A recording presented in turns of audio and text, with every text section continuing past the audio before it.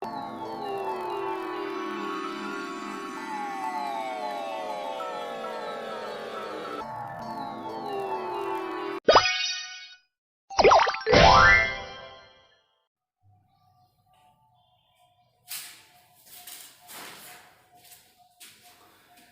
Morning student, किरण classes में आपका स्वागत है।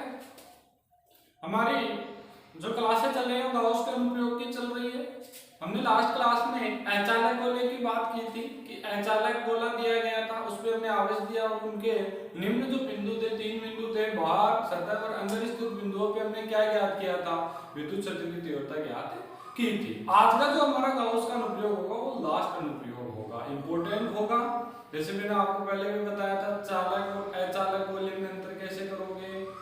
अचालक गोले के अंदर भी कोई आवेश होता है, उसका मान भी हमने कल ज्ञात किया। चालक के लिए हमने डायरेक्टली 0 किया था और सिद्ध भी किया था, दोनों काम हो गए थे।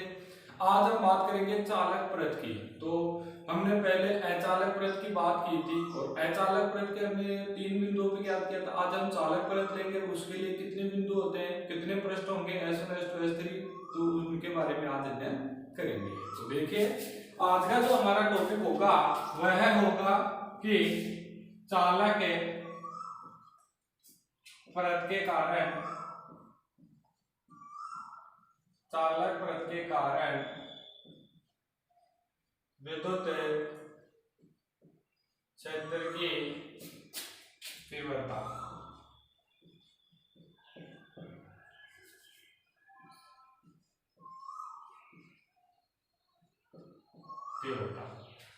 आज का जो टॉपिक होगा वो होगा चालक परत के कारण विद्युत क्षेत्र की तीव्रता। तो देखिए, इसमें जो बोर्ड में जो क्वेश्चन बनता है वो कैसे बनता है। तो बोर्ड में एक सिंपल सा क्वेश्चन बन जाता है कि चालक परत के कारण, हम चालक परत के कारण उसकी दिशा और परिमाण ज्ञात कीजिए, वो भी किसके नियम से?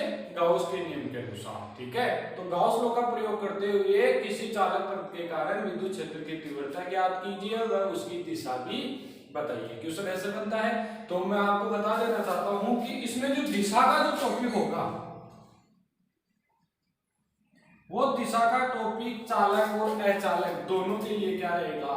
सेम ही रहेगा। जैसे हमने अचालक परत के कारण जो दिशा ज्ञात की थी कि हमने कोई पृष्ठ ले लिया, उस पर हमें प्लस का आवेश दिया गया था, वह आवेश उसके पृष्ठ पे विद्यमान था, अंदर बाहर वाली सतह पे विद्यमान रहता है। उसके बाद में हमने उसके जो ऊपर और नीचे दो छोटे छोटे अल्पांशों का निर्माण किया था, उसके कारण बिंदु P पर में क्या दिशा प्राप्त हुई थी, वो दिशा पृष्ठ की क्या थी? लंबवत थी। तो सिमिलरली इसी में भी यही होगा कि आपको कोई पृष्ठ दिया जाएगा, उस पृष्ठ को आपको ऊपर और नीचे दो अल्पांशों का निर्माण करना है। थीटा के साथ जाएगा cos थीटा आएगा, थीटा के अलावा साइन आएगा, ऊर्ध्वाधर घटक एक दूसरे से कट जाएंगे क्योंकि वो परिमाण में समान और दिशा में क्या होते हैं? विपरीत। सेम प्रक्रिया रहेगी, सेम काम था। तो वो लास्ट क्लास में हमारी बात हो चुकी है। आज हम बात करेंगे ओनली किसकी? विद्युत क्षेत्र की तीव्रता या परिमाण। या तो आप बोल दो भाई तीव्रता E ज्ञात करो या उसका परिमाण ज्ञात करो। तो देखिए कैसे, सबसे इंपॉर्टेंट बात है, बता देना चाहता हूं कि जो चालक परत होती है उसमें जो हम आवेश देंगे वो आवेश हमेशा चालक परत के बाहरी वाले सतह के ऊपर ही उपस्थित होती है। दो डायग्राम बनते हैं इसके। दो डायग्राम आप बनाना चाहो तो ऐसे बना सकते हो। फर्स्ट डायग्राम हो जाएगा ऐसे वाला, इसमें हमने आवेश दिया और पृष्ठीय आवेश घनत्व तो सभी को पता है, सिग्मा होता है। यहाँ पे बिंदु O होगी, यहाँ पे बिंदु P हो गया।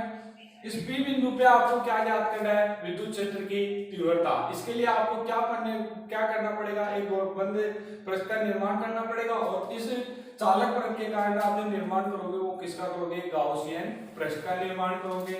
तो ये लो, मैंने एक गाउसियन पृष्ठ का निर्माण कर दिया। ठीक है, अब इस गाउसियन पृष्ठ का इसका तो कोई महत्व ही नहीं रहेगा, ये बाहर होगा। और जो हम किसी चालक पर जो आवेश देते हैं तो वह आवेश पृष्ठ के बाहरी सतह के ऊपर विद्यमान होता है। अंदर जो आवेश होगा वो 0 होगा। तो अंदर 0 होगा तो जो निम्न 3 बिंदु थे हमारे पास, एक S1 यहाँ था, एक S2 था, ये S3 था। ये अंदर की तरफ है, दिख रहा होगा कि पीछे की तरफ है, पर ये अंदर की तरफ है।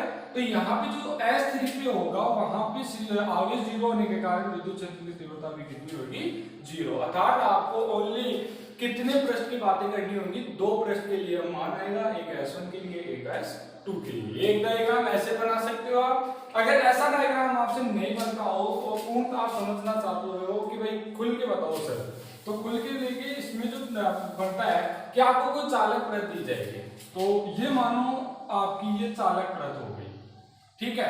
अब इस चालक प्रत पे मैं आवेश देता हूं, तो जैसे ही आवेश दूंगा तो ये प्लस आवेश हमेशा याद रखो चालक प्रत के बाहरी ओर, चालक प्रत के बाहरी ओर क्या होती है, विद्यमान, ठीक है। ये चालक है और चालक में हमेशा याद रखो कि जो आवेश दिया जाता है वो बाहरी ओर मतलब प्रत के ऊपर आ जाती है। और अगर अचालक होता तो अचालक में तो आवेश जहां देते हैं आवेश वहीं पे विद्यमान रहता है, तो अंदर देंगे तो अंदर भी तो आवेश विद्यमान रहेगा, इसलिए वहां पे 3 बिंदुओं की बात हो रही थी। पर यहाँ पे चालक है तो अंदर कोई आवेश विद्यमान नहीं है, तो यहाँ पे कितने बिंदुओं की बात हो जाएगी, 2 बिंदुओं की। अर्थात होगी तो तीसरे बिंदु भी, परंतु यहाँ तीसरे बिंदु पे जो विद्युत क्षेत्र की तीव्रता E होगा वो कितना हो जाएगा, जी, ठीक है।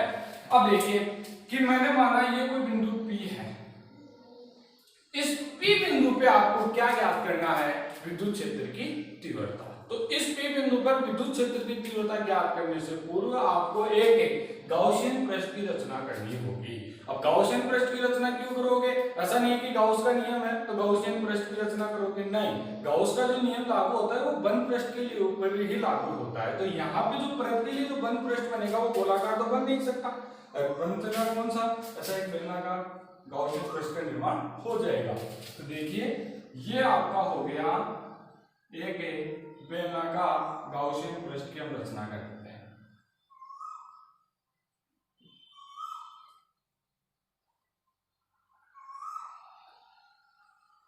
ठीक है। ये हो गया हमारा एक गाउसियन पृष्ठ की रचना कर दी। अब इस पे देखो 3 बिंदु होंगे, पहला ये बिंदु P हो गया, P बिंदु, इसको मैं पृष्ठ मान लेता हूं S1, इसको पृष्ठ मान लेता हूं S2 और अंदर वाले को क्या मान लेता हूं S3, ठीक है। अब बात करें अपन विद्युत क्षेत्र की दिशा को डिनोट करना, तो मैंने पहले भी बताया था कि दिशा होती है वो पृष्ठ की हमेशा क्या होती है, लंबवत। अगर ये है तो ऐसे डिनोट कर देता हूं ये वाला, ये क्या हो गई आपके लिए दिशा। तो दिशा विद्युत क्षेत्र की दिशा ये हो गई, तो ds किधर रहेगा, इधर ही रहेगा। अर्थात यहाँ पे थीटा का एंगल कितना रहेगा, 0 डिग्री रहेगा। एक बिंदु यहाँ पे मैं क्यों मान लेता हूँ, अब इस Q बिंदु पर विद्युत क्षेत्र की तीव्रता की दिशा तो यही रहेगी, पृष्ठ के चालक प्रत के लंबवत ही रहेगी, परंतु यहाँ पे जो ds होगा वो किधर हो जाएगा, ऊपर की ओर हो जाएगा। अर्थात इन दोनों के मध्य जो थीटा का एंगल होगा कितनी डिग्री होगा, 90 डिग्री। इस बिंदु की हम बात ही नहीं करते, अगर आप बात भी करोगे तो वैसा ही हो जाएगा, तो बात नहीं करनी है क्योंकि अंदर स्थित है, यहाँ पे कोई आवेश नहीं होने के कारण इस बिंदु पे विद्युत क्षेत्र की जो तीव्रता होगी वो कितनी हो जाएगी, 0 हो जाएगी, ठीक है। आप एक बार इस डायग्राम को अच्छे से समझ लीजिए, उसके बाद में हम आगे बात करते हैं। हो गया, देखिए एक बार रिपीट और कर देता हूँ क्योंकि इंपॉर्टेंट टॉपिक है, बोर्ड की दृष्टि से इंपॉर्टेंट आते हैं क्वेश्चन। देखो आपको कोई चालक प्रत दी गई है, ये चालक प्रत, इस चालक प्रत पे हमने आवेश विद्यमान करवाया। जैसे आवेश विद्यमान कराते हैं चालक प्रत के, तो ये प्रत के बाहरी और जो बाहरी सतह होती है ना, ये वाली सतह, इन बाहरी सतहों पे क्या हो जाता है, आवेश विद्यमान हो जाता है। अर्थात इससे चालक प्रत के अंदर आवेश क्या रहेगा, 0। अंदर आवेश नहीं रहेगा तो सभी को पता है विद्युत क्षेत्र की तीव्रता कितनी हो जाएगी, 0। अब ज्ञात क्या करना है हमें, P बिंदु पे हमें क्या ज्ञात करना है, विद्युत क्षेत्र की तीव्रता। तो P बिंदु पे हमें विद्युत क्षेत्र की तीव्रता ज्ञात करनी है तो हमें गाउसियन पृष्ठ की रचना करनी पड़ेगी। हमने गाउसियन पृष्ठ की रचना की, तो गाउसियन पृष्ठ की जैसे रचना की तो S1, अब मैं यहाँ पे E और ds को डिनोट करना चाहता हूँ, तो E के लिए दिशा में पहले भी ज्ञात हुआ है कि हमेशा चालक प्रत की क्या होती है, लंबवत। तो ये चालक प्रत है तो इसके लंबवत ऐसे ही तो होगी, तो ये लंबवत होगी, तो ये मैंने E डिनोट कर दिया। और इस पृष्ठ के कारण S1 पृष्ठ के कारण जो ds होगा वो भी इसके समांतर ही होगा। तो कितना हो गया थीटा बराबर 0 डिग्री। अब क्यू बिंदु की बात करूं तो क्यू बिंदु पे देखो ई तो क्या रहेगा लंबवती रहेगा, परंतु यहाँ पे जो पृष्ठ होगा डीएस वो क्या हो जाएगा ऊपर की ओर, तो थीटा का एंगल कितना डिग्री हो गया 90 डिग्री। दो बिंदु हो गए S1 और S2। S3 की बात नहीं करेंगे क्योंकि यहाँ पे क्या है आवेश तो 0 है, इसलिए ई का मान कितना हो गया डायरेक्टली 0 हो गया। आप चाहो तो इसको सोल्व भी कर सकते हैं, तो हम डायरेक्ट मान रहे हैं क्या हो गया 0 हो गया। ठीक है, अब बात करते हैं कि देखिए इसको नोट कीजिए एक बार, फिर बात कर लेते हैं आगे। ठीक है, हो गया। अब देखिए हमें ज्ञात क्या करना है विद्युत क्षेत्र की तीव्रता। तो विद्युत क्षेत्र की तीव्रता ज्ञात करने से पूर्व हमें नियम लगाना होता है, कौन सा गाउस नियम से। और गाउस का नियम क्या था फाई ई बराबर summation Q upon epsilon not. अब आपको मान किसका चाहिए समेशन क्यू का मान, और यहाँ पे समेशन क्यू का मान कितना होगा। तो मैं बता दूं कि ये एक परत है और पृष्ठीय आवेश घनत्व कितना था, पृष्ठीय आवेश घनत्व, और पृष्ठीय आवेश घनत्व तो वो था हमारा सिग्मा बराबर क्यू अपॉन एस। ठीक है, तो Q बराबर क्या हो गया सिग्मा एक्स। यह मान मैं इसमें अप्लाई करता हूं तो फाई की मान कितना आ जाएगा sigma S upon epsilon not. समीकरण नंबर एक मान हो गया। इसी प्रकार दूसरा वही परिभाषा, किसकी परिभाषा विद्युत फ्लक्स की, विद्युत फ्लक्स की परिभाषा से। और विद्युत फ्लक्स की परिभाषा क्या थी वही फाई ई बराबर समाकलन ई डॉट डीएस, और यहाँ पे पृष्ठ एस था। अब यहाँ पे तो दो पृष्ठ है, एक S1 है, दूसरा कौन सा है S2 है, और तीसरा कौन सा है S3 है। तो तीनों पृष्ठों के लिए करता हूं तो फाई ई बराबर समाकलन S1 के लिए ई डीएस, सेकंड कौन सा है S2 के लिए ई ds, और तीसरा ई ds S3। ठीक है, तीन पृष्ठ हो गए S1 S2 S3। अब मान रखते हैं अपन, तो फाई ई बराबर क्या आएगा समाकलन ई ds कोस S1 के लिए देखते हैं। S1 ये रहा, थीटा का एंगल कितना है 0 डिग्री, तो कोस 0 डिग्री। ठीक है, दूसरे की बात कर लेते हैं S2 ई ds कोस कितना डिग्री है 90 डिग्री। ये रहा आपका S2 क्यू बिंदु पे, तो कितना है थीटा का एंगल 90 डिग्री, तो कोस 90 है। तीसरे की बात कर लेते हैं समाकलन ई ds। अब यहाँ पे तो बात करने की आवश्यकता ही नहीं है, क्यों क्योंकि ई का मान कितना है 0, तो ये तो पूरा पार्ट क्या हो गया 0। इसको रहने के लिए मैंने क्या कर दिया 0। क्यों कर दिया क्योंकि ई का मान कितना है 0 है इस के ऊपर। अब देखते हैं cos 90 का मान भी कितना होता है 0 होता है, तो ये भी 0 हो गया, ये पहले से ही 0 हो गया। अब बच गया कौन सा ओनली पृष्ठ S1 का, तो फाई ई बराबर समाकलन S1 ई ds, और cos 0 का मान कितना होता है 1, तो कितना हो गया ई ds। ई को क्या कर लेता हूं बाहर ले लेता हूं, तो फाई ई बराबर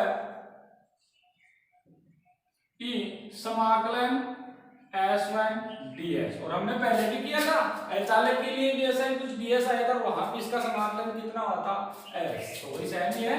तो फाई ई बराबर ई s। ठीक है, समीकरण नंबर 2 आपके समीकरण 2 आ गए। अब मैं समीकरण 1 और 2 की क्या करवाता हूं तुलना करवाने का, तो लिख देता हूं समीकरण 1 और